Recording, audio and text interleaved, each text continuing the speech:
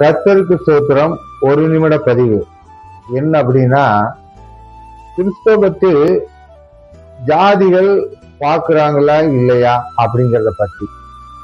கிறிஸ்தவத்துல பாத்தீங்கன்னா திருமறையில கொலை செய்ய 3ஆம் அதிகாரம் 11வது வசனத்துல எப்படின்னா, ஜாதிகள் இல்லை அப்படிங்கிறத திருமறை பதியப்பட்டிருக்கு. ஆனா கிறிஸ்தவத்தில் இருக்கிற மக்கள் ஜாதிகள் பார்க்கறாங்களா இல்லையா அப்படின்னு பார்த்தா, எல்லாரும் அதாவது கிட்டத்தட்ட நிறைய பேர் ஜாதி பார்த்துட்டு தான் இருக்கிறாங்க. அவன் மேல் ஜாதி கீழ் ஜாதி அப்படி இப்படின்னு பார்த்து குழப்பிட்டு தான் இருக்கிறாங்க.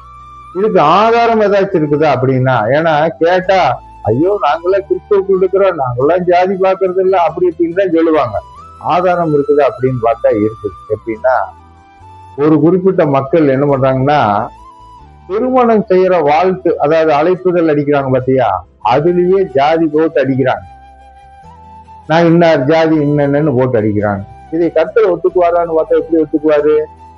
ஜாதி உங்களுக்குள்ள கிரேக்கன் என்று யூதன் என்று சொல்ற கடவுள் ஒரு கிறிஸ்தவன் ஜாதி போட்டு பத்திரிக்கை அடிச்சா கடவுள் ஒத்துக்குவாரா? கண்டிப்பா ஒத்துக்க மாட்டாரு.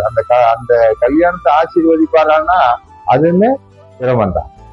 அப்போ இதை ஒழிக்கிறதுக்கு ஏதாச்சும் வழி இருக்குது அப்படின்னா, அந்த திருமணத்தை நடத்தி வைக்கிற ஊழியர் என்ன தெரியுமா பண்ணோன்னு, திருமண அழைப்புதல்ல ஜாதி ஓட்டு வந்தீங்கன்னா அந்த கல்யாணத்தை நான் நடத்தி வைக்க மாட்டேன்னு ஒரே ஒரு செய்தியா போறோம்.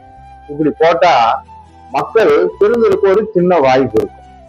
அதனால கிறிஸ்தவத்தில் ஜாதி பார்க்க கூடாது, மேல் ஜாதி கீழ் ஜாதிலாம் பண்ணக்கூடாதுன்னு திருமறை கூறியிருக்கிறது. அப்படி இருந்தா தான் கடவுள் நம்மளை ஆசீர்வதிப்பார்.